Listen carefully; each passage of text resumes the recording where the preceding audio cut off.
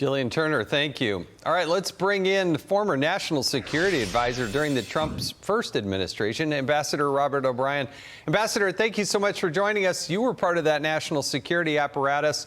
The idea that Iran would not be telling the truth about nukes, that can't be too shocking to you, but what do you make of this new report? Well, we've got exquisite sources, Jason and Dagan, telling us where the Iranians have their nuclear sites.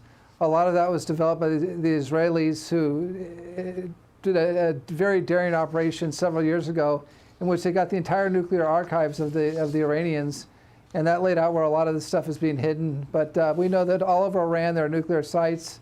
They've got to be dismantled, and the president, when he said they have to be blown up either peacefully or we'll blow them up a different way, I think the president's 100% right on this issue.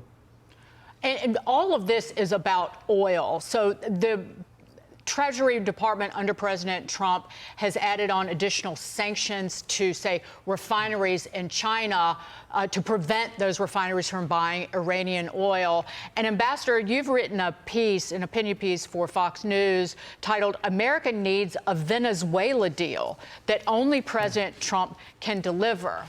So how would we break the back of the Maduro regime but somehow benefit, say, American companies and importers of Venezuelan oil? How do you work that deal?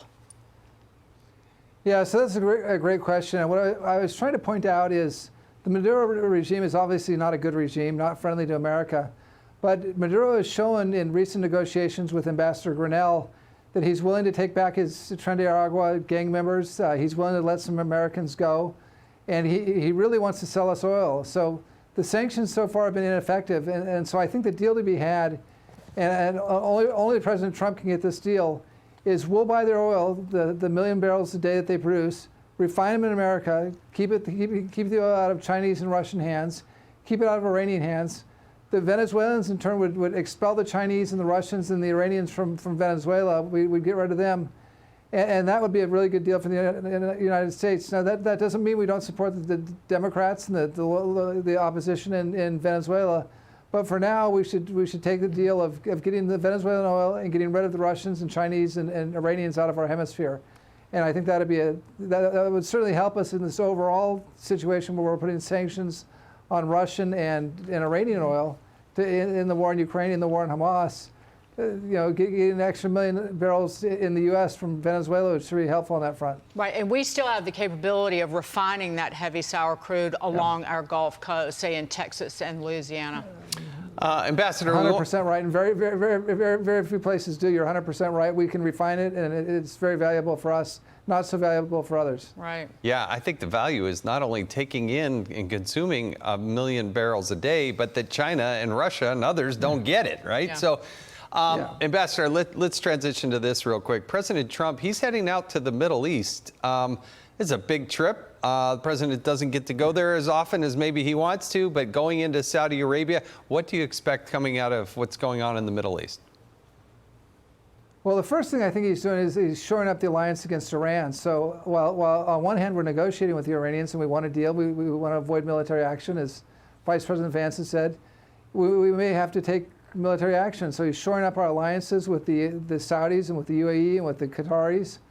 Number two, I think he's going to make a real push for the Abraham Accords to bring Saudi and maybe even Qatar and Oman into the overall normalization of relations with Israel, which would be, President Trump's legacy is that of a peacemaker. And so I think he's going to be making peace in the region.